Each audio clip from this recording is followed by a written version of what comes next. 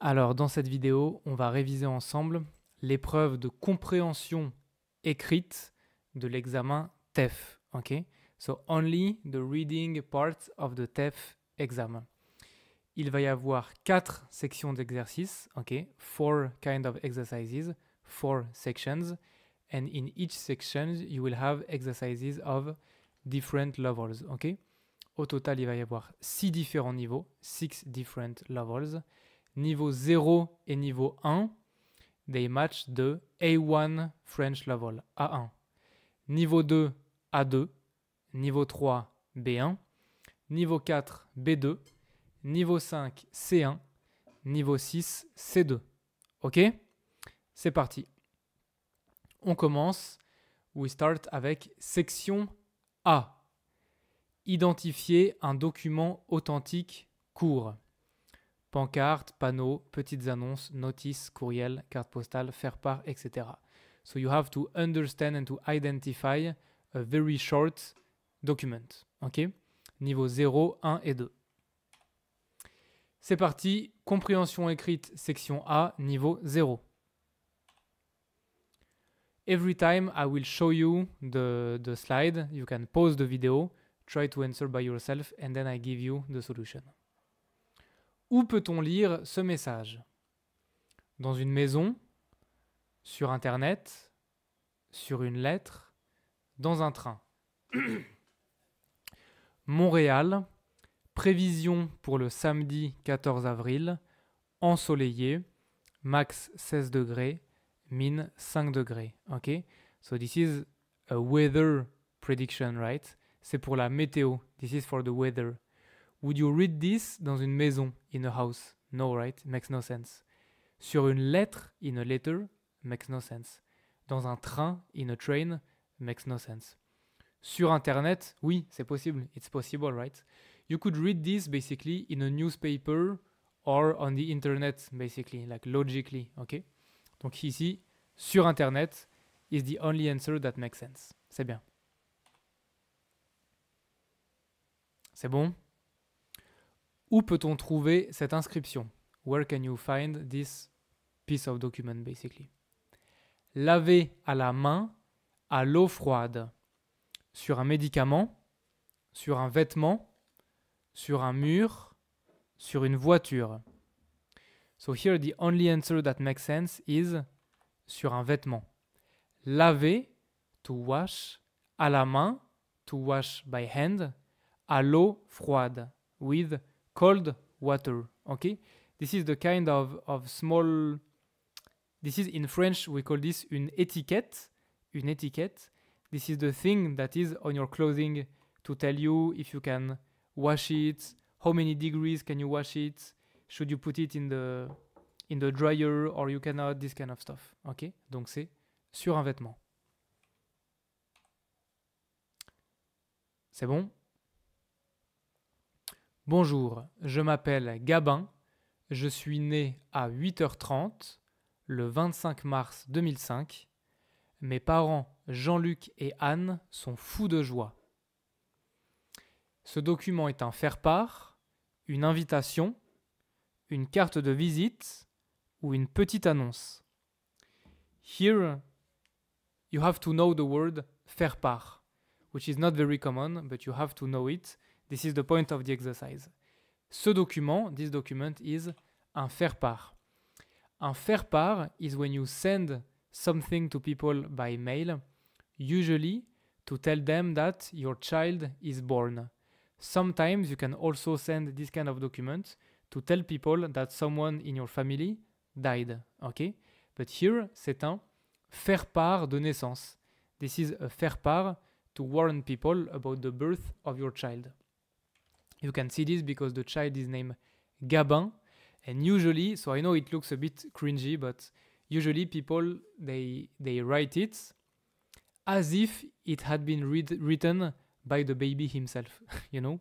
Here, bonjour, je m'appelle Gabin, je suis né à 8h30 le 25 mars, so I am born at 8:30 p.m. on March 25, etc. Okay?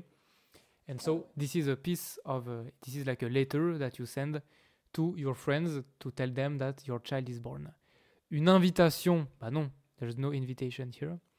Une carte de visite, so like a business card, obviously not. Une petite annonce, to sell something, obviously not. Message téléphonique. Date 31 mars 2006. Heure 11h45.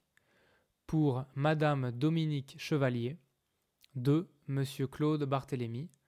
Société Agence Europa. Objet. Le rendez-vous est pour le 15 avril. Message téléphonique. Ce document s'adresse à. So here you have to know.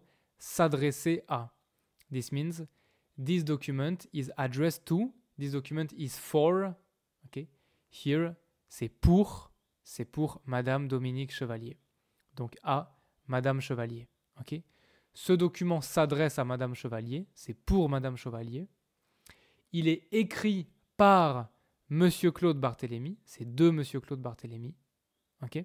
Très bien. Niveau 1. Donc section A, niveau 1. For the A1 level. Pour vos cadeaux de Noël, Isabelle et Geneviève vous ont rapporté de leur voyage des valises pleines de surprises exotiques et parfumées. Exposition, vente, proposée par Pat et Candy. Samedi 11 et dimanche 12 décembre, de 11h à 19h. Ce document, c'est quoi? Une carte postale, un carton d'invitation, une carte de visite, une petite annonce. Ce message a été écrit pour donner des nouvelles, pour inviter à une présentation d'objets, pour inciter à faire un voyage ou pour annoncer sa nouvelle adresse. So basically, ce document, c'est bien un carton d'invitation, right? This is an invitation. It's an invitation pour une exposition, an exhibition, une vente, a place where you sell things, le samedi 11 et le dimanche 12 décembre. Even if you don't understand exposition, vente, you can guess that this is un carton d'invitation because here you have a date and a time, so obviously it's an invitation. Okay? Ce message a été écrit pour inviter à une présentation d'objets. Why? Because Isabelle et Geneviève, they have brought for their travels, from their travel abroad, okay, de leur voyage, a lot of exotic and a lot of souvenirs and stuff from the countries they have been to. Okay? So they want you to, they are inviting you to the exhibition of everything they have brought from their travels for you to see and to buy. Ok? Donc, elle vous invite à une présentation d'objets. Donner des nouvelles, to give some news, non. Nothing tends to say this. Annoncer sa nouvelle adresse, to give your new address, no, there's no address here. Inciter à faire un voyage, to convince you to travel yourself, no, nothing here is related to this. Ok? C'est bien. I'm sorry today, my voice is a bit weak. Poupette s'est perdue le 1er avril. Elle est noire, le poil mi-long, avec une tache blanche sur le museau. Si vous la trouvez, merci de nous appeler au 06 28 30 77 80. Quelle est la nature de ce document? Une annonce publicitaire, un petit mot amical, un avis de recherche, une note professionnelle. Quelle est l'intention de ce message? Vendre un animal, retrouver un animal, donner un animal, acheter un animal. So here they are talking about an animal that was lost, right? Poupette s'est perdue. She lost herself le 1er avril, on April the 1st, okay? She's black with the long hair, okay? Une tache sur le museau. Museau is the nose for the animals, etc., etc. C'est un avis de recherche. Avis de recherche is the name of the document when you have lost something and you are describing the thing that you have lost for people to keep in mind and to notice if they see the animal. Okay? Et donc c'est bien pour retrouver un animal. Vendre un animal, to sell the animal. Retrouver, to find it. Donner, to give. Acheter, to buy. Non. Ici, Poupette, elle s'est perdue. She lost herself. So, you want to retrouver Poupette. You are looking for poupette, ok? C'est bien. Bertrand, est-ce que tu peux acheter le dernier CD de Bernard Lavilliers pour l'anniversaire de notre petite sœur? Réponds-moi vite, Julie. Ce document, c'est professionnel, scolaire, personnel ou publicitaire? Est-ce que Bertrand et Julie y sont professeurs-élèves, frères-sœurs, mari-femme, vendeur-cliente? Julie écrit pour inviter à un anniversaire, demander un service, rapporter un message ou annoncer un événement. Ce document, il est personnel, hein. Regarde. Bertrand, est-ce que tu peux acheter, can you buy, le dernier CD de Bernard Lavilliers, the last CD from Bernard Lavilliers, pour l'anniversaire de notre petite sœur, for the birthday of our younger sister? If she's talking about our younger sister, it means that they, Bertrand et Julie, themselves, are frères et sœurs. They are brother and sisters. Okay? And they also have like another sister, which is younger. And so she's asking for a favor. The favor being to buy the CD of Bernard Lavilliers. Okay? Elle demande un service. And so the document is personal, obviously. Personnel. Niveau 2, pour le niveau A2. A2, la voilà. Every time you should look at the document and try to answer yourself first. Ref, 8850. 10 à 12 personnes sur un domaine de 100 hectares, superbe demeure de 600 mètres carrés, très joliment meublée, à 10 km au sud d'Aix-en-Provence, de 1 990 € à 3 690 € par semaine. Alors, c'est une petite annonce. Here you have to know or to guess that pers means person, HA means hectare, and maybe demeure is a word to mean, like to say, a house, a huge house, ok? Donc, c'est pour des gens, look at this, the price is par semaine, the price is per week. If you pay for a house every week, it means you are paying a rent, right? You are renting a house. How do you say renting in French? Louer. Louer, you are renting the place. Only this info here, like euro par semaine, the price in euro per week, is enough to guess that this is louer. This is to rent a place for the holiday. Laquelle des informations suivantes n'est pas mentionnée? So which of these informations is not on the document? La surface, the size, we have the size, 600 mètres carrés. La région, we know the province, 10 km au sud d'Aix-en-Provence. Le prix, we know the price, 1990 à 3690 € par semaine. Les activités, we don't know the activities, and obviously we don't know. When you are looking for offers to rent a house, like they don't write on the offer what activity you're going to do, you know. Donc les activités, c'est pas mentionné. C'est bien. Troisième brocante. Vide-grenier de la Croix-Rousse. Samedi 18 juin, de 7h à 19h, place de la Croix-Rousse, Lyon 4e. Professionnels et particuliers, 5 € par mètre par jour. Réservation 04 70 20 50 00. Entrée gratuite, boissons fraîches, restauration et bonne humeur. Organisé par Triangle Génération Humanitaire à Lyon, blablabla. Ok? Brocante, c'est quoi? What's a brocante? Brocante is when people gather in the street and they sell their own stuff in the street. Okay? It's like braderie, if you know. Braderie, brocante, vide-grenier, it's the same. All of this is the same. Okay? Donc ce document fait la promotion d'un événement public. It's a public event because it's happening in the street. You see, Place de la Croix-Rousse, it's a public event, right? It's on like the Croix-Rousse Square in Lyon. Ce document s'adresse aux personnes qui souhaitent exposer des objets anciens. Okay? It's for people who want to. Okay. Exposer means it's like exposition is exhibition.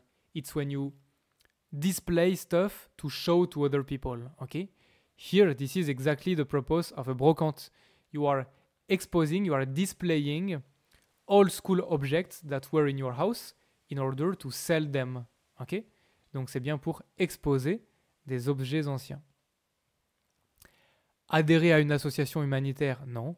S'installer à Lyon, to move in Lyon, obviously, no. Ouvrir un commerce, to open a shop, non.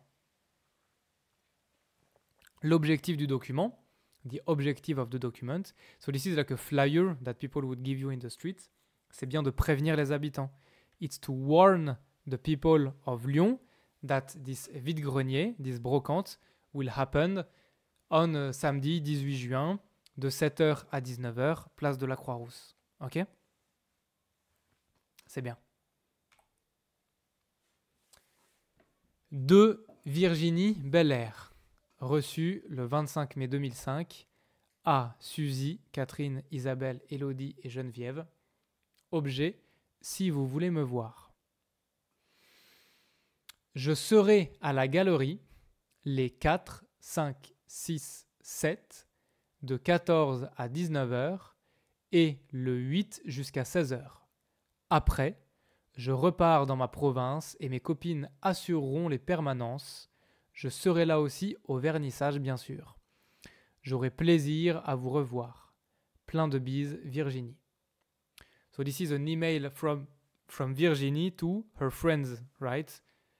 You can see this is very friendly and she's talking to her friends because she says plein de bises. It's like lots of kisses, okay? And she's talking in an informal way. So this one is a bit tricky to understand if you're not used to this way of speaking. Je serai à la galerie les 4, 5, 6, 7. What is 4, 5, 6, 7? It's the date. It means I will be at the gallery on the 4th, the 5th, the 6th, and the 7th. And when you speak in this way, it implies that it is happening the same, like for these current months. Okay, for example, right now I am recording this video in April. I'm recording this video on April 15th. If I'm telling to someone, okay, on se voit le 18, we see each other on the 18th, it implies, even if I don't say on April 18, it implies that I'm talking about April, okay? So this is what she means. Ce document, c'est donc un courriel amical. It's a friendly email, right? C'est un courrier amical pour prévenir des horaires de sa présence.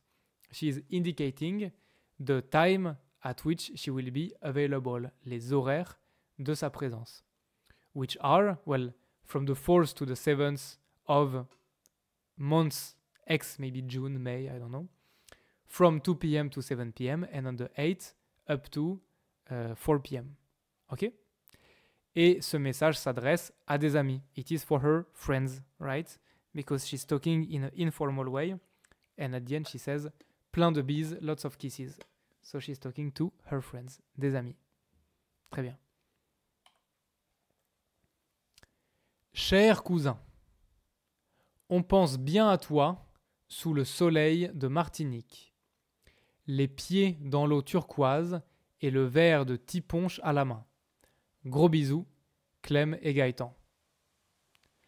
Bon, déjà, ça, c'est quoi? Ça, c'est quoi comme document?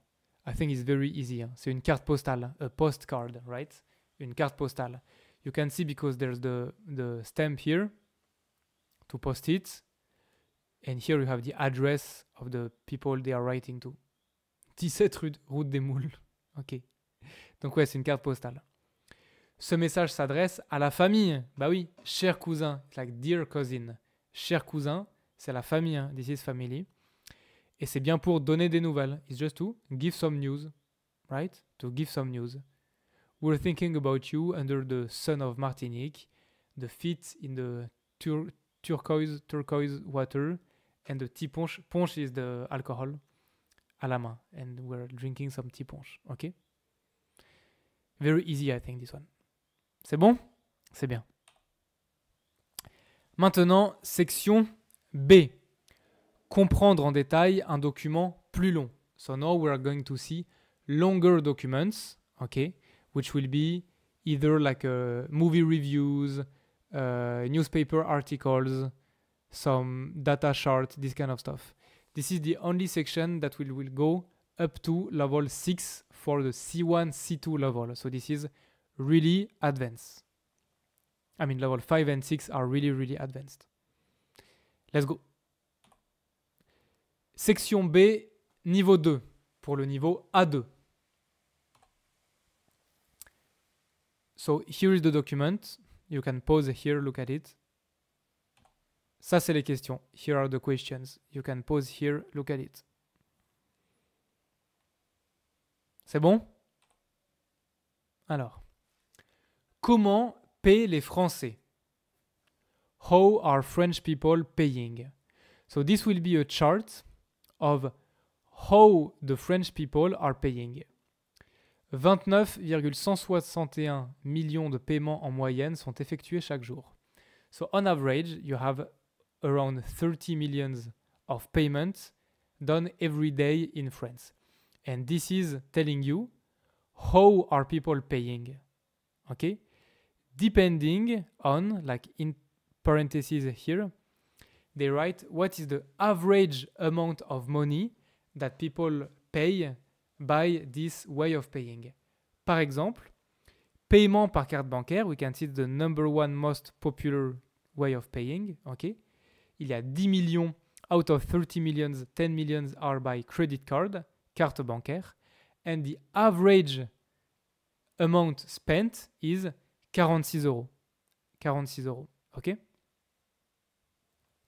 Ce graphique présente les moyens de paiement utilisés en France. Bah oui, this is literally, I mean almost literally the title of the document. Hein. How are French people paying? Comment payent les Français? So this shows les moyens de paiement utilisés en France. Le nombre de paiements effectués quotidiennement, quotidiennement means every day, tous les jours, environ 30 millions. Hein. 30 millions. You can see here, 29,161 millions, c'est environ 30 millions. C'est bien. Ce graphique montre que les Français utilisent la carte bancaire pour les petites sommes. Bah oui. They are using credit card for small amount. Here you can see 46 euros is the smallest average amount out of everything. Donc oui, they are using the credit card for small amounts. Paye par chèque pour les montants les plus bas. Non, c'est faux. Par chèque, le montant moyen, c'est 594 euros, which is not the lowest amount. The lowest is 46. Effectue des virements à partir de 1000 euros seulement. They are doing virements only for amounts more than 1000 euros. It's false, c'est pas vrai, c'est faux, parce que the average amount pour les virements, c'est 866 euros, which is less than 1000, donc c'est faux.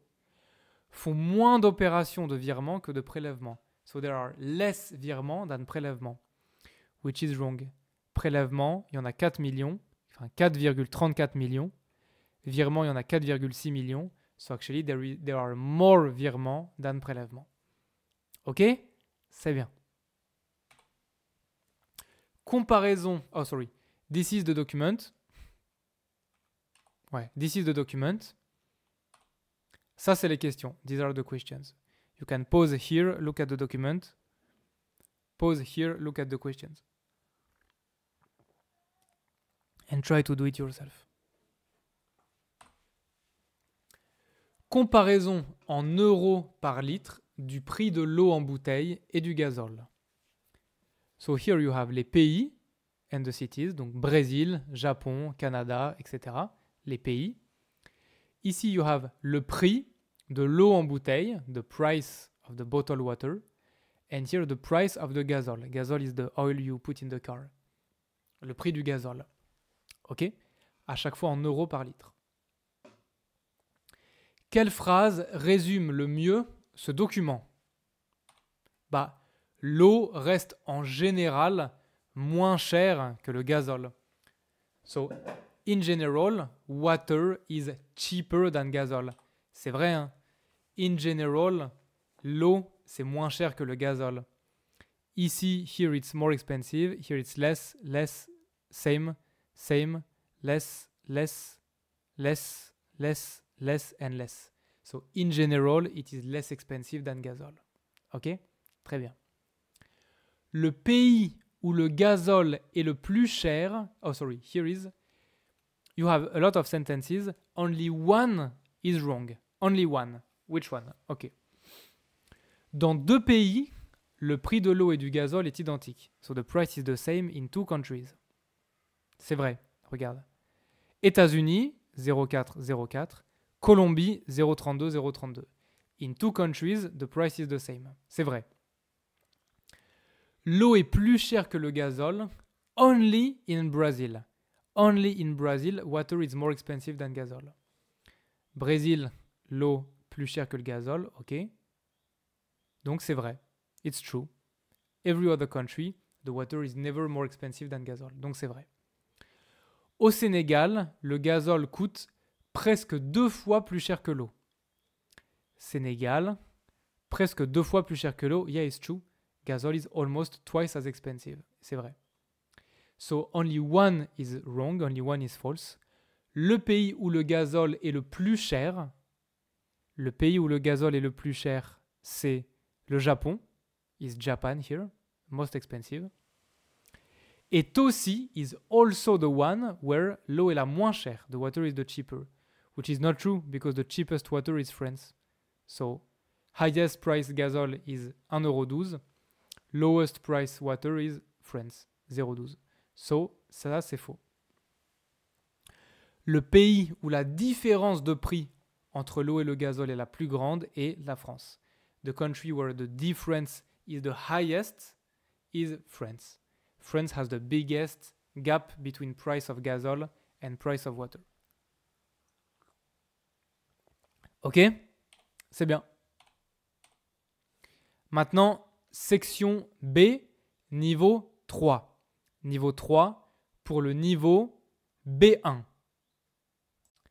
Brasserie Latour.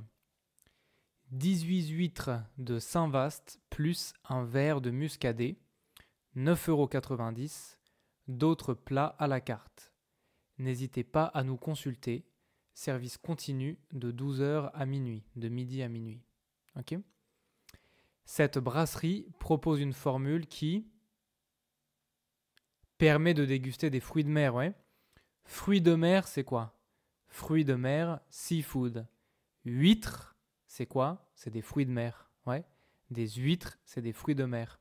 Oysters are seafood, correct? Offre un repas complet. They don't mention like a full meal because they're only mentioning oysters and un verre de muscadet, which is wine. Ne comprend pas la boisson, it's false because there's a drink here.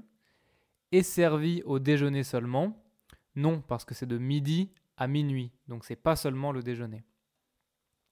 On peut y manger tout l'après-midi et en soirée. Bah oui, service continu de midi à minuit, c'est bien tout l'après-midi et dans la soirée. Ok ? Je pense que celui-là, il est facile. Voici le texte. Sorry, I will remove I will remove my face. Ok. Ça, c'est le texte. Tu peux mettre en pause et regarder. Ça, c'est les questions. Tu peux mettre en pause et regarder. Ok ? C'est bon ? Choisissez le titre qui convient le mieux à cet article. Alors, le titre qui convient le mieux à cet article, les habitudes alimentaires, résultat d'une enquête. Ouais, ça va ça ou pas? L'article, il parle bien des habitudes alimentaires des gens. On parle des habitudes parce que on regarde ce que font les gens entre 12 h et 14 h, puis de 18 h à 22 h, avec la télévision et avec la cuisine, etc. Ok ? Les nouvelles façons de s'alimenter, non, on ne parle pas de nouvelles façons de s'alimenter. Mieux appréhender le rituel des repas, non, on ne parle pas de ça non plus. Influence de la télévision sur l'alimentation, bah non, on parle de la télévision, on parle de l'alimentation, mais on ne parle pas de l'influence de la télévision sur l'alimentation. Que pense la société Findus à propos de l'attitude des Français face aux enquêtes? Ils s'auto-censurent souvent. Ça, ils le disent ici. Attends, c'est où? Il y a un filtre social qui fait que souvent, les gens répondent en disant non pas ce qu'ils font, mais ce qu'ils aimeraient faire. Ça veut dire que les gens, ils ne disent pas vraiment la vérité. Ouais. Donc, ils s'auto-censurent. Ils se censurent eux-mêmes. Ok? Très bien. Cette expérience servira à mieux adapter ces produits aux consommateurs. Bah oui, c'est ce qu'ils disent, dans tout l'article. Hein. De toute façon, Findus, c'est une entreprise privée qui vend de la nourriture à des gens. Donc tu sais que le but, c'est de mieux adapter ces produits aux consommateurs. Et attends, ils le disent à un moment. Voilà. Une expérimentation pour tenter de mieux comprendre, blablabla. Ok. Souvent. Cuisiniers, commerciaux, chefs de produits, responsables du marketing se partageront les travaux d'observation et d'analyse. Okay, donc tu vois qu'il y a tous les gens de l'entreprise Findus qui vont travailler pour développer des nouveaux produits. Et oui, voilà, pardon, ils le disent aussi ici. Le développement de nouveaux produits s'effectue suite à des études déclaratives, etc. Donc tu vois bien qu'ils parlent de directeur de marketing, de développement de nouveaux produits, etc. Donc le but, c'est bien de mieux adapter ces produits aux consommateurs. Ça va? Ok. Maintenant, compréhension écrite, niveau 4. Niveau 4, c'est B2. B2.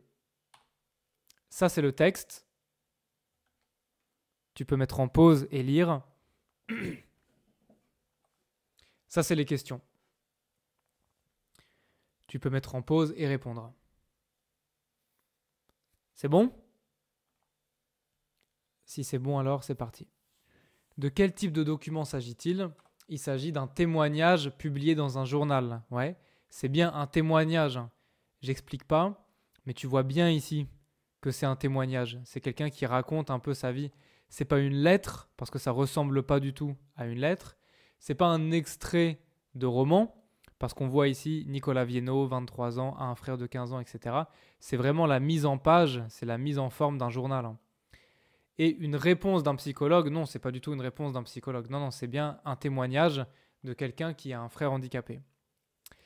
L'expérience d'avoir un frère handicapé a développé chez Nicolas une meilleure compréhension des autres. Oui, alors ça, il le dit où? Une meilleure compréhension des autres. M'a apporté plus de tolérance, d'attention, de sensibilité envers les autres. Pardon, de sensibilité envers les difficultés des autres. Ouais. Donc là, il parle bien de mieux comprendre les autres. Très bien. Pourquoi Nicolas se sent-il coupable? Parce qu'il a l'impression de fuir. Alors ça, il le dit à la fin, je crois. Voilà.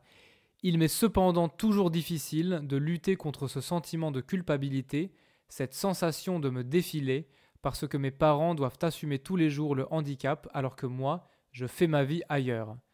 Donc, il a l'impression de fuir quoi? On pourrait dire il a l'impression de fuir ses responsabilités. Ouais, parce que ses parents, ils ont beaucoup de responsabilités, ils doivent s'occuper de son frère qui est handicapé, alors que lui, il fait sa vie ailleurs et il ne s'occupe pas vraiment de son frère. Donc il se sent coupable, il a l'impression de ne pas être responsable et de fuir ses responsabilités. Ça va ça? C'est bien. Maintenant, alors désolé, c'est un peu petit. Hein. Ça, c'est une lettre. Tu peux mettre en pause et lire ici. Et lire. Et ça c'est les questions. Tu peux mettre en pause et lire aussi. Ok? C'est parti. Cette lettre s'adresse en particulier aux clients habitués. Hein. Aux clients habitués. En fait, qui a écrit la lettre? Monsieur Paul Forez, c'est quelqu'un, en gros, hein, il est vigneron, ça veut dire il produit du vin. Okay, donc il a un domaine, il a des champs de raisins, on appelle ça des vignes, il fait pousser du raisin pour produire du vin. Tu vois bien sur le document, que c'est une lettre qui s'adresse à des clients, mais des clients très habitués, parce qu'ils parlent précisément de quel vin, de quelle année, etc. Et en fait, il invite ses clients habitués à venir goûter les nouveaux vins. Ouais. Il ne parle pas aux touristes étrangers, il ne parle pas aux membres d'une famille et il ne parle pas aux habitants de Montlouis-sur-Loire. Non, pas du tout. Il parle bien à ses clients. Puisqu'il produit le vin, il écrit cette lettre pour inviter à la dégustation du vin. C'est bien ça le but. Hein. Le millésime 2004, blablabla, un mois d'octobre, etc., etc. Ils se déclineront. Vous pourrez venir les découvrir à notre cave dès le 15 avril. Okay, donc c'est bien une invitation pour venir le 15 avril goûter les vins de l'année. C'est bien une invitation. D'après cette lettre, la récolte est faite à la main. Alors ça c'est facile, c'est écrit où? Attends. Malgré tout, grâce aux vendanges manuelles et triées. Manuel, ça veut dire avec les mains. Dans manuel, il y a bien, on retrouve la racine manuelle de la main. Okay. Manuel, ça veut dire qui est fait avec la main, manuellement. D'accord? Donc c'est trier, c'est voilà. Les vendanges, ça veut dire cueillir le raisin dans les vignes pour après faire le vin. Donc c'est manuel. La récolte est faite à la main. La réserve dont parle Paul Forez représente un cru de 1997. Alors où est-ce qu'il parle de la réserve? Nous aurons le plaisir de vous présenter pour la première fois le Montlouis-sur-Loire Grande Réserve 1997. Ok. Donc c'est bien un vin fait en 1997. C'est un cru c'est un vin de 1997.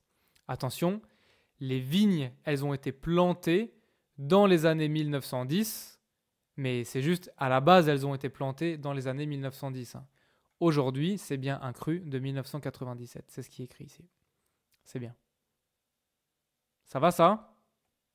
Ok, très bien. Exercice suivant. Tu peux mettre en pause et lire ici. Et ça, c'est les questions.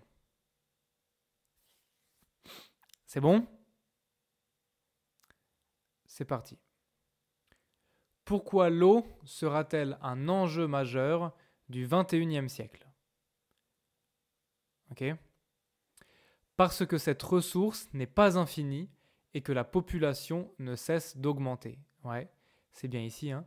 L'augmentation de la population mondiale, on comptera 2 milliards d'habitants supplémentaires en 2025, devrait conduire selon l'UNESCO à une pénurie de cette ressource vitale. Une pénurie, ça veut dire qu'il n'y a plus de quelque chose. Ici, une pénurie d'eau, il n'y a plus d'eau. Okay, il n'y a plus d'eau parce que la population mondiale, elle augmente. Donc s'il y a une pénurie, c'est bien que la ressource n'est pas infinie et en plus la population ne cesse d'augmenter. Quelles solutions proposent les experts? Changer les comportements et développer des infrastructures. C'est où? Blablabla. Dans de nombreux pays, les eaux usées avec des conséquences. Les experts réunis en mars 2003 au 3e Forum mondial de l'eau, bref, les experts ont invité les pays participants à lutter contre le gaspillage, à améliorer l'irrigation et à investir dans des équipements. Lutter contre le gaspillage, ça veut dire qu'il faut arrêter de gaspiller, ça veut dire qu'il faut arrêter d'utiliser l'eau pour rien, il ne faut pas mal utiliser l'eau, c'est bien changer un comportement. Changer un comportement. Arrêter le gaspillage, ou bien lutter contre le gaspillage, c'est changer un comportement. Et développer des infrastructures, c'est ça là, c'est investir dans des équipements. Ouais. Investir dans des équipements, ça veut dire dépenser plus d'argent pour avoir des meilleures machines, des meilleurs équipements. Donc c'est un peu comme investir dans des développer des infrastructures. Ok. Parmi les affirmations suivantes, une seule est fausse.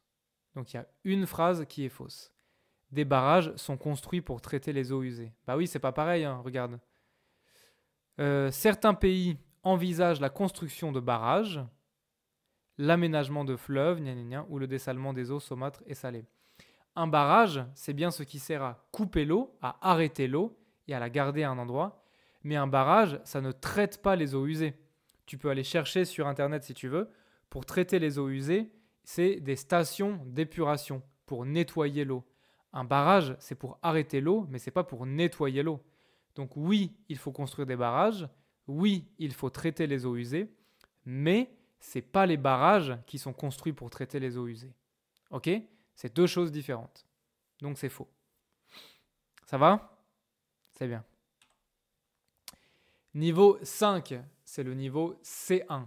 Ok ? Là, ça devient compliqué. Hein ? Niveau 5.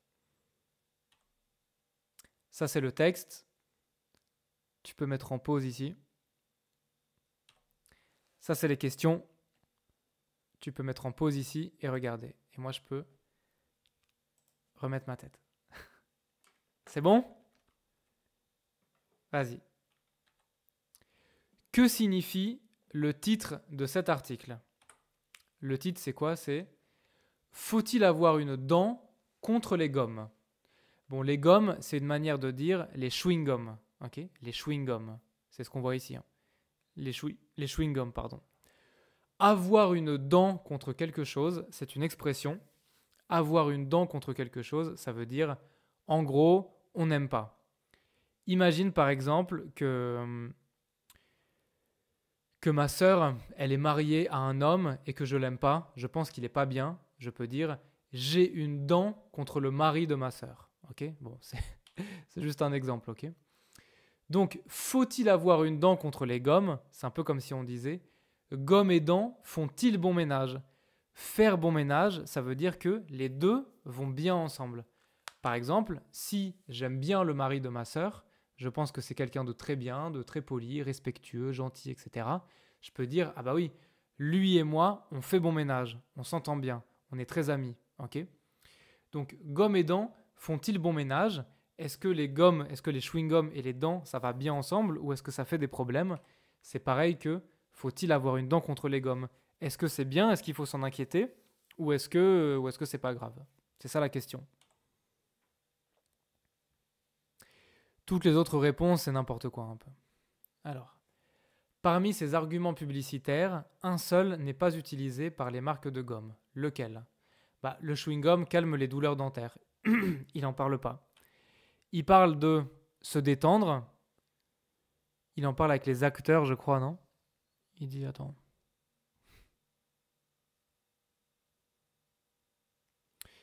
Un acteur au bord de la crise de nerfs se calme. Voilà, des acteurs au bord de la crise de nerfs se calment subitement en mâchouillant. Donc, il parle de se détendre. Évite l'assoupissement, il en parle avec l'armée, je crois. C'est où ? Elle maintient le soldat en éveil. Ok ? Elle maintient le soldat en éveil. Donc, elle évite l'assoupissement. Et elle empêche la formation de caries. Ils en parlent plus tard, ouais. Quand ça ? Oui, parce qu'il n'y a pas de sucre, donc il n'y a pas de risque de carie. Voilà. N'y a-t-il vraiment aucun risque de carie ? Aucun. Voilà, donc le seul dont il ne parle pas, c'est les douleurs dentaires. D'après le docteur Caron, les industriels testent chaque produit en laboratoire. Ça, c'est facile. Il le dit ici. Le docteur Caron, chaque produit est testé en laboratoire. Bon, ça, c'est facile. Hein. Il le dit juste ici, là. Ok. Que pensent les nutritionnistes du chewing-gum ? Il entraîne malheureusement de légers effets secondaires. Bah oui, regarde, le nutritionniste, il parle à la fin.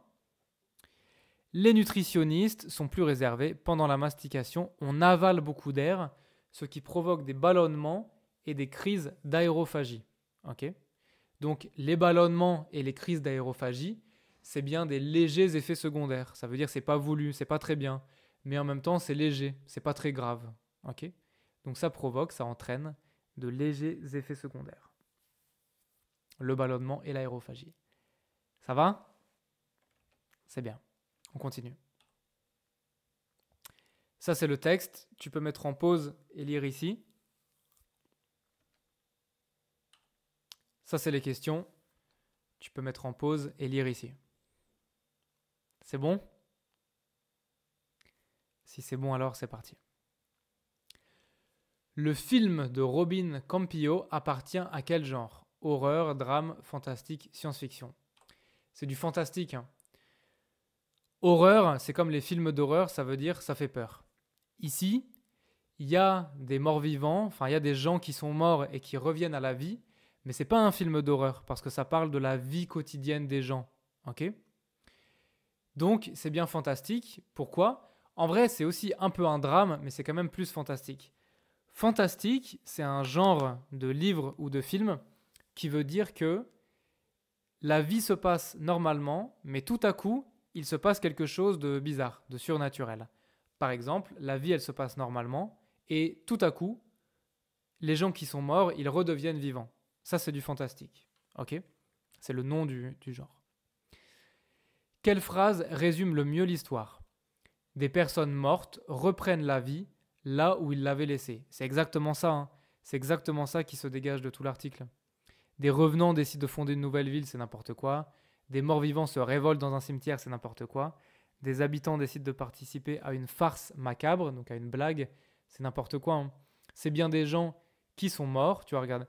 Ils ont l'âge qu'ils avaient à leur mort, mais sans les stigmates d'une maladie, etc. Donc c'est des gens qui sont morts, qui se réveillent au même âge que quand ils étaient morts. Et ensuite, mais dans l'intimité des foyers, c'est l'hébétude face au prodige que constitue la présence d'un être dont ils avaient fait le deuil, etc.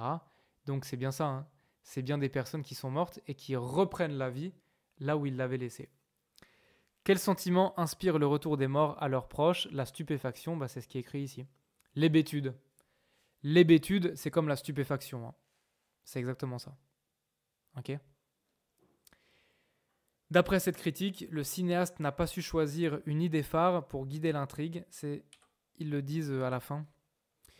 Ils disent « Dommage qu'aucune de ces directions, également intéressantes, ne s'impose ». Ça veut dire que dans le film, dans l'histoire, il y a plusieurs directions, mais il n'y en a aucune qui devient la direction principale. Il n'y en a aucune qui s'impose. Donc c'est ça. Il n'y a pas d'idée phare pour guider l'histoire du film, pour guider l'intrigue. Ok ? C'est bien. Niveau 6, donc niveau C2, normalement, c'est le niveau le plus élevé. Là, ça va être plus difficile, ok? C'est le plus difficile. Je vais enlever ma caméra encore. Ça, c'est la partie 1 du texte. Tu peux mettre en pause et lire. Ça, c'est la deuxième partie du texte. Tu peux mettre en pause et lire. Ça, c'est les questions. Tu peux mettre en pause et répondre. Bon courage. C'est bon? Alors, que signifie le titre de cet article? Le titre, c'est quoi? C'est l'étiquette radio. Donc, l'étiquette radio, c'est le RFID, là. Séduit tout autant qu'elle inquiète. En gros, ça veut dire que l'étiquette radio, elle séduit. Il y a des gens qui sont intéressés, mais en même temps, il y a des gens qui s'inquiètent. Il y a des gens qui pensent que peut-être c'est pas très bien. Donc, l'étiquette radio, elle plaît et elle terrorise à la fois. Bon, c'est des synonymes, hein. Ça, c'est pas trop difficile, je pense. D'après cet article, les puces permettant l'identification des produits sont considérées comme néfastes par les associations de consommateurs. Alors, où est-ce qu'il parlait des associations de consommateurs? Là, franchement, même pour moi, c'est pas facile parce que j'ai lu les articles il y a quelques jours. Il faut que je retrouve les informations. Attends.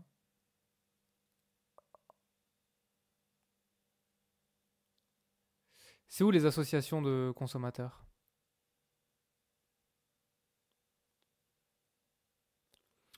Une association, voilà, regarde ici là. La contestation des dérives que pourraient engendrer les étiquettes intelligentes s'est rapidement organisée aux États-Unis. Une association s'est entièrement dévouée à cette lutte. Donc là, déjà, par exemple ici, on voit bien qu'il y a des associations de consommateurs qui considèrent que c'est pas bien, que c'est néfaste, parce qu'elles se dévouent à cette lutte, donc contre les étiquettes. Okay, on voit bien la contestation ici. Un argument principal fédère les craintes, okay, donc il y a bien des craintes dans la société de consommation, etc. Il y avait d'autres choses ou pas? Non, c'est surtout ça, hein. Ok, c'est bien. Quel danger comporte la RFID? Elle donne des informations d'ordre personnel. Oui, c'est vrai, hein. C'est ce qu'ils disent ici. L'analyse à distance des caractéristiques de ces produits peut être assimilée à un profilage qui porte atteinte à la vie privée. Porter atteinte à la vie privée, donc elle donne des informations d'ordre personnel, on est d'accord. Quelle est la position du spécialiste Gilbert Rennes par rapport à la RFID? Les objets deviennent actifs, c'est une évolution normale de la technologie. Je crois qu'il le dit à la fin. Gilbert Rennes. Le débat doit être ouvert pour que chacun connaisse blablabla. Cette nouvelle technologie a besoin d'être encadrée, mais il faut bien comprendre que nous changeons d'époque. Les objets ne resteront plus inertes par rapport aux hommes. C'est ça l'idée, hein. Les objets ne resteront plus inertes, ça veut dire les objets deviennent actifs. C'est exactement ça l'idée. C'est une évolution normale de la technologie. Les objets ne resteront blablabla. Cette nouvelle technologie a besoin d'être encadrée, mais ce qu'il faut bien comprendre, c'est ce qu'il dit, hein, regarde. Il faut bien comprendre que nous changeons d'époque. C'est bien. C'est une évolution normale de la technologie. C'est la même idée. Ok? Deuxième exercice. Ça, c'est la première partie du texte. Tu peux lire. Deuxième partie du texte. Attends, il y a encore ma tête qui cache. Deuxième partie du texte, tu peux mettre en pause et lire. Et ça, c'est les questions. C'est bon? Alors, cet article donne les raisons du succès du cauchemar de Darwin. Alors, le cauchemar de Darwin, c'est le documentaire, c'est le film du documentaire. Et effectivement, l'article, il parle du succès. Il en parle, blablabla. Le bouche à oreille a fonctionné à plein, déjà couvert de récompenses. Un destin que ne suffise pas à expliquer le titre accrocheur. Donc, il parle des raisons, hein, regarde. Le bouche à oreille, le titre accrocheur, l'affiche efficace, la bonne couverture médiatique. Et à la fin, blablabla, établir un lien entre la situation et le quotidien des Européens, en l'occurrence leur manière de consommer. Donc, tout ça, c'est les raisons du succès du documentaire. Donc l'article donne les raisons du succès du documentaire. Le cauchemar de Darwin provoque chez le spectateur une mauvaise conscience, c'est vrai, hein, une mauvaise conscience. Le film est arrivé à un moment où on s'interroge beaucoup sur la politique, blablabla. Une mauvaise conscience, pourquoi? Parce qu'en fait, les consommateurs, ils se sentent coupables de leur manière de consommer. Ainsi, pour soulager leur mauvaise conscience... Ah bah il y a même écrit mauvaise conscience, c'est facile en vrai. Mauvaise conscience. Pour soulager leur mauvaise conscience, certains croient avoir trouvé la solution, le boycott. Ça veut dire qu'ils ne veulent plus acheter le poisson là, la perche du Nil. Quelle est la réaction de certains spectateurs après avoir vu le film? C'est exactement ça. Ils décident d'arrêter de consommer le poisson. C'est ça, hein, le boycott. La perche du Nil, donc c'est le poisson, hein, ne passera plus par leur assiette. Ils ne veulent plus acheter le poisson, ils ne veulent plus le manger. Donc, ils décident d'arrêter de consommer le poisson. Ok? Et dernière question. Pour les distributeurs, le succès inattendu de ce film s'explique surtout par un contexte politico-économique tendu. C'est vrai, hein, regarde. Le succès, c'est pas le titre accrocheur, c'est pas l'affiche efficace, c'est pas la bonne couverture médiatique. C'est parce que le film est arrivé à un moment où référendum oblige, on s'interroge beaucoup sur la politique, les conséquences de la mondialisation et les rapports nord-sud. Référendum politique, c'est le contexte politico. Et conséquences de la mondialisation, c'est le contexte économique. Ok? Voilà. En vrai, c'est pas trop difficile encore. C'est pas très difficile, je trouve. Bon, forcément, pour moi, c'est facile. Ça va ou pas? Ça va? C'est bien. Section C. Comprendre la logique d'un document. Ça redevient plus facile. So here you have to understand the logic of a document. On commence par le niveau 3. Le niveau 3, c'est B1. Ok? Regarde, ici, tu as un texte. Dans le texte, il y a des trous. 1, 2, 3, 4, 5. And you have to fill in the blanks. Tu dois remplir le trou en choisissant toujours une phrase ici. Ok? So, for example, for the gap number 1 here, pour remplir ici, what would be the logical sentence to fill in this gap here? Ok? Vas-y, tu peux mettre en pause et lire le texte ici. Tu peux mettre en pause ici et regarder les questions. C'est bon? Je vais lire le texte. Ce slogan fait sourire Laetitia. Elle a 27 ans et 9 d'ancienneté dans un des sites d'un groupe agroalimentaire. Elle pourrait pourtant être séduite par le développement des heures supplémentaires. En effet, son salaire atteint tout juste 1 000 € par mois. Le seul oubli des politiques, ce sont les conditions de travail. Moi, je suis à la chaîne dans un abattoir, au service de découpe, souvent dans des frigos. Il y fait très froid. On est déjà à 39 heures de travail par semaine, compensées par 10 jours de RTT. Alors, échanger ces heures contre de l'argent, même si c'est pour gagner 20 ou même 40 € de plus par mois, je ne suis pas d'accord.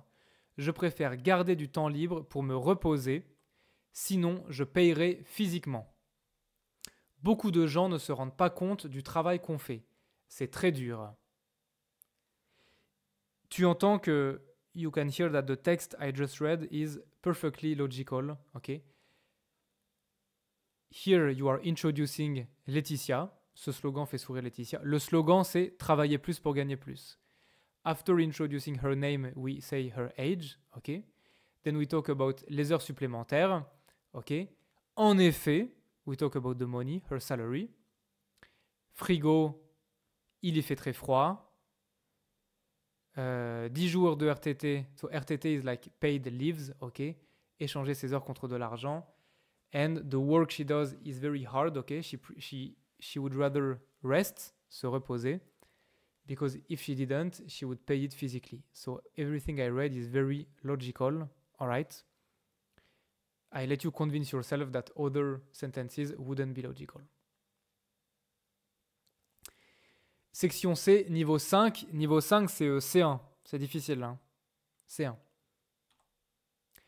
Même exercice. Tu dois remplir les trous 1, 2, 3, 4, 5 avec la phrase logique ici. Ok?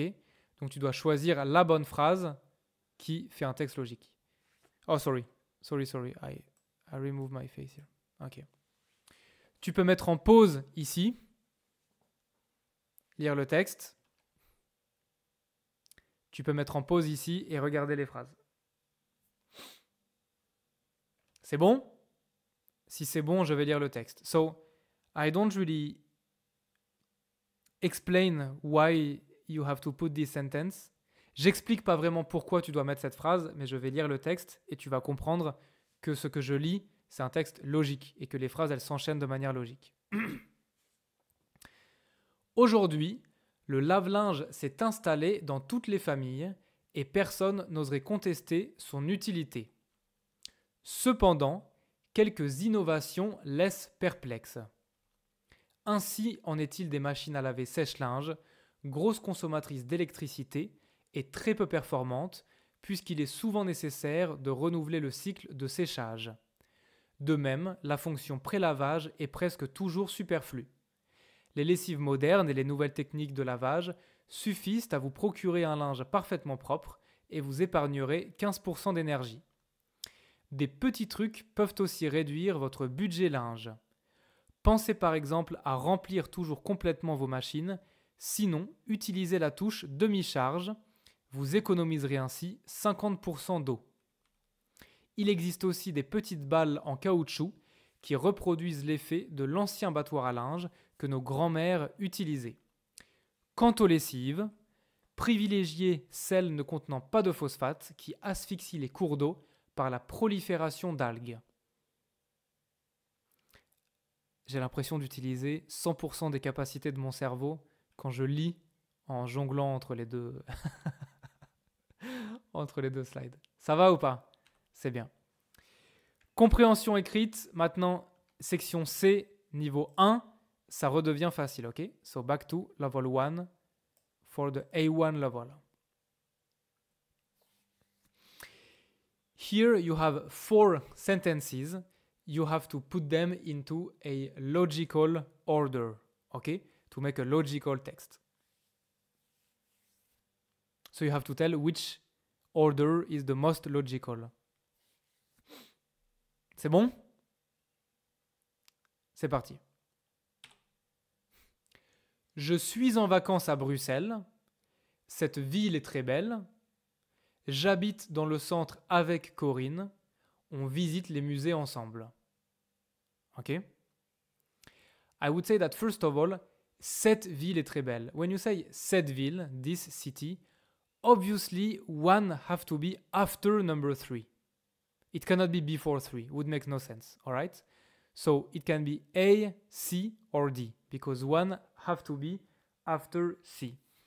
In my opinion, to make it as logical as possible, one should be right after C. So it should be one should be right after 3. So it can be C or D. But it makes more sense to first introduce the city you are in, and then to say who you are with and that you are visiting the museums. Okay? And by the way, when you say on visite les musées ensemble, like ensemble together, 4 have to be necessarily after number 2. So it's really the logic 3, 1, 2, 4. Same here. C'est bon? C'est parti. Salut, je m'appelle Adrienne. Je suis québécoise et j'ai 14 ans. Je cherche un ami en Europe. J'aimerais correspondre avec lui. I think it's quite easy. Hein? First of all, obviously, the first sentence has to start with salut. Salut, je m'appelle Adrienne. It's really 100% logical to start like this. It's like, hi, my name is Adrienne. And then it's really logical to move into my nationality and my age. I mean, it's just pure logic. Like, this is how you introduce yourself. You will, of course, you will start by saying your nationality and your age before saying, I'm looking for a friend in Europe, you know? So, 2, 4, 1, 3, this one is really easy, honestly. Same here. C'est bon? C'est parti. Je suis à Londres pour quelques mois. J'aime cette ville, mais je ne parle pas bien anglais. J'espère que tu vas bientôt venir me voir. Je t'embrasse. Je t'embrasse is a way of saying goodbye. The only logical answer can only be one as the last sentence. To me, that's as easy as this. Je t'embrasse has to be the last sentence, logically. Also, j'aime cette ville. I like this city. So 4 has to be after number 2, necessarily, because first you mention the city, Londres, and then you say this city, okay? But more easily, je t'embrasse has to be the last one. It's a way of saying goodbye. C'est bien. Always the same here. C'est bon? Voilà votre programme pour ce soir. Vous allez d'abord chercher Eric à l'école, puis vous l'emmenez au jardin, enfin, à la maison, vous lui donnez un bain. This one is really logical, but to understand, you have to know d'abord, which means basically first, puis, which means then, enfin, which means finally. So here is your program for tonight. First, then, finally, It's really, really logical. So here's the key is d'abord, puis et enfin. Section C, niveau 3. On recommence. Once again, you have to put the sentences into a logical order.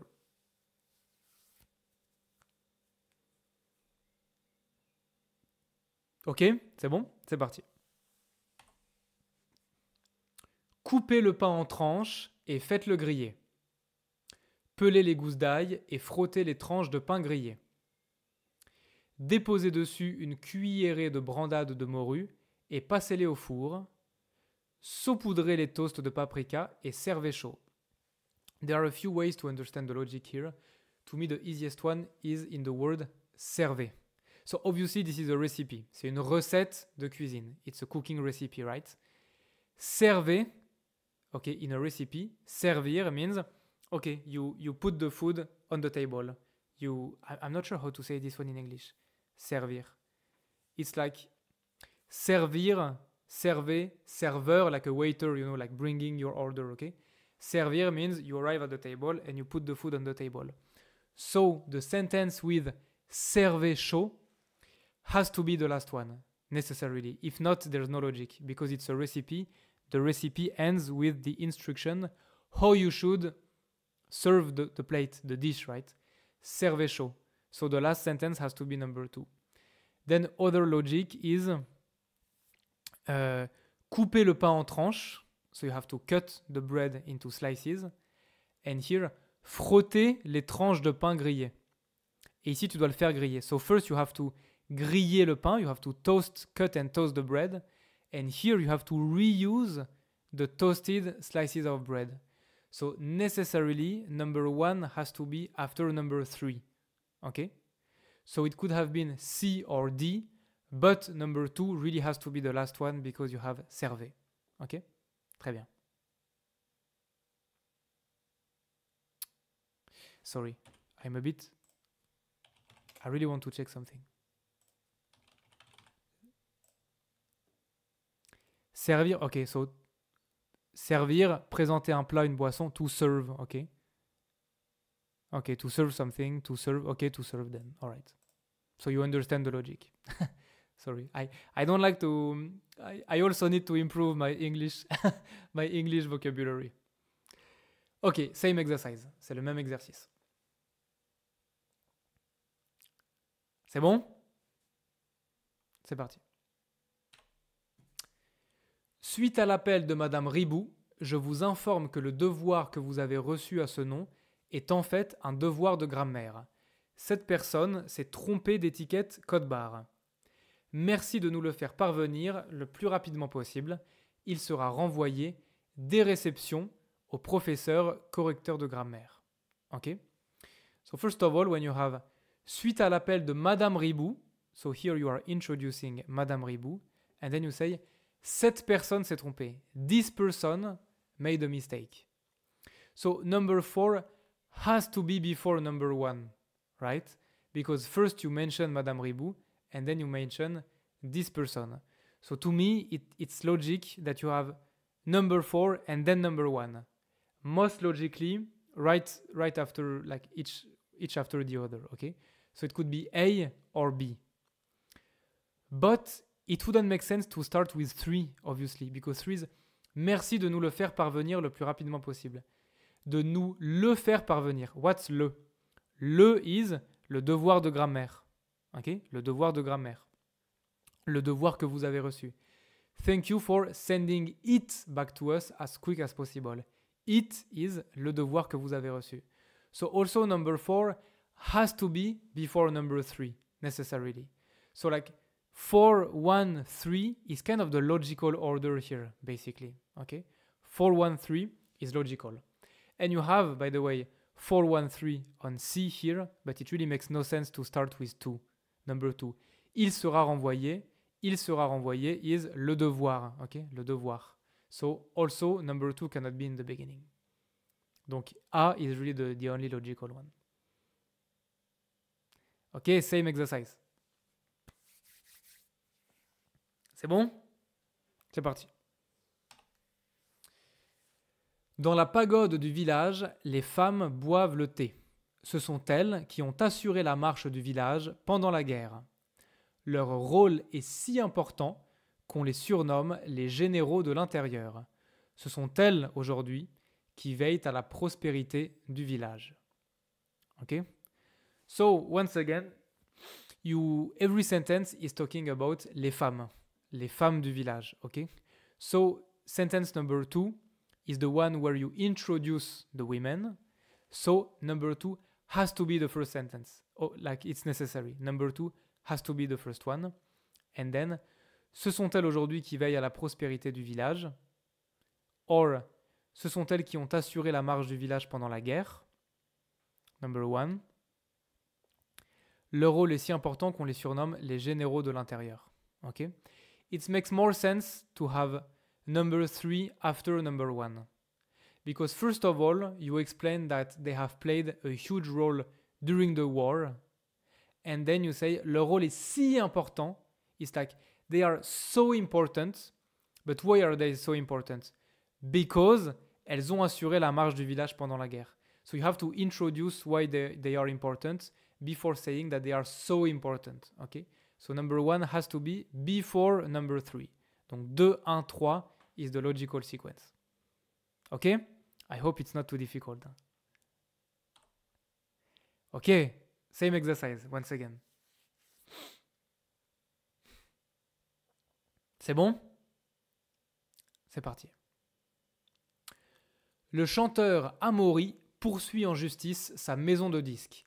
Victime de harcèlement moral, il a décidé d'agir au nom de tous ceux qui se taisent. Les artistes harcelés, par peur des représailles, choisissent en effet le silence. Le verdict tombera dans 1 mois. Nous vous tiendrons au courant. Okay, very easy, honestly to me. First of all, as always, every sentence is talking about le chanteur Amaury. So you have to first you have to introduce him. So sentence number 3 has to be the first one. Okay? On top of this, nous vous tiendrons au courant. We will keep you updated is obviously the last sentence. This one is like a short, small news article about a singer, Amaury, okay? We will keep you updated. Like, we will know more, like le verdict, it's like the... verdict is like the solution to a trial, to a legal case, okay? Le verdict tombera dans 1 mois. Nous vous tiendrons au courant. We will keep you updated is obviously the last sentence. So 3 has to be the first one, 4 has to be the last one. Okay? Donc 3, 2, 1, 4 is the only logical sentence. C'est bien. Section D, la dernière. Comprendre le sens général d'une phrase. So you have to understand the meaning of a sentence. This will be quite easy and quite fast. Niveau 0. Here you have a sentence. Je déteste le sucre. You have to tick what sentence has the same meaning. Okay? The same meaning. C'est bon? Je déteste le sucre. Je n'aime pas le sucre. C'est pareil. Hein? Je déteste, je n'aime pas. Détester is a bit stronger, a bit more violent than je n'aime pas, but basically same.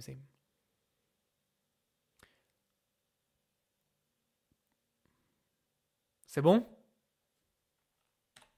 Pardon, je suis désolé, je m'excuse. Ok? Pardon means sorry, je suis désolé, I am sorry, je m'excuse is like basically I'm sorry. Okay? So they all mean the exact same thing. That's it. C'est tout pour le niveau 0. Niveau 2. Niveau 2, c'est A2. So, if you just arrived for the niveau 2, here you have a sentence.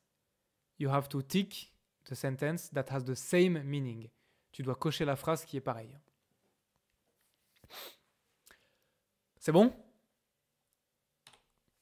Pendant la conférence, on m'a coupé la parole plusieurs fois.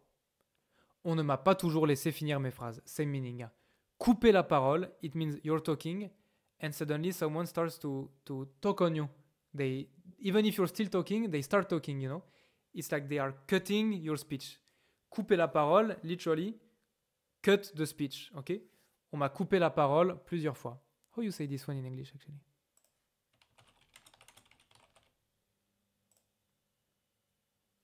Cut short, okay.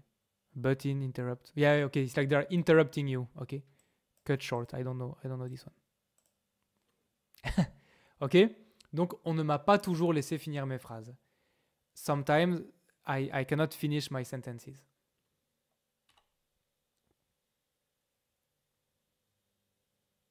C'est bon? Si tu veux, on va prendre un pot. Prendre un pot is an expression that means to grab a drink. On va boire un verre, exactly the same meaning. Okay? It's just an expression. On va prendre un pot, on va boire un verre. We go grab a drink. Same. It's really you know or you don't, you know, the expression. It's a bit old school, hein? Boire un verre, we say this all the time. I'm talking about friends in 2024, okay? On va boire un verre, we say this all the time. It's not old school or has been at all. On va prendre un pot, this one is a bit has been. A bit like no one says this anymore. Ok. C'est bon? Si c'est bon, alors c'est parti. Prière de nous appeler rapidement. Prière de nous appeler rapidement. On my YouTube channel, actually, I have videos for A2 level about prière de, what it means, in interdiction et obligation. Okay, it means, il vous est demandé de nous appeler rapidement. It's like, please call us back quickly. Okay? Il vous est demandé de nous appeler rapidement. C'est pas vraiment nous exigeons. It's not really mandatory. It's more like a strong request. Il vous est demandé de nous appeler rapidement. Niveau 4. Niveau 4, c'est pour B2. B2. OK? So, if you just arrived, you have a sentence here. You have to tick the sentence here that has the same meaning. OK? Tu dois cocher la phrase qui a la même signification, le même sens. These exercises, they are really about understanding some typical expressions. OK? TF1 a fait un carton grâce à Depardieu dans Le Comte de Monte Cristo. Faire un carton, c'est comme remporter un grand succès. C'est pareil. Faire un carton. In English, you would say be hugely successful, be a huge success. Okay, never mind. Next one. Ok, c'est bon? La fin du film laisse un peu à désirer. Laisser à désirer, it means it's not so, it's not so good. Donc la fin du film est imparfaite. It's not perfect, it's not so good. Laisser à désirer.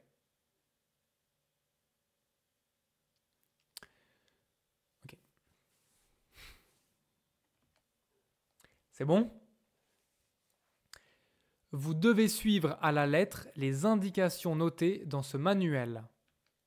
Suivre à la lettre, c'est comme respecter scrupuleusement.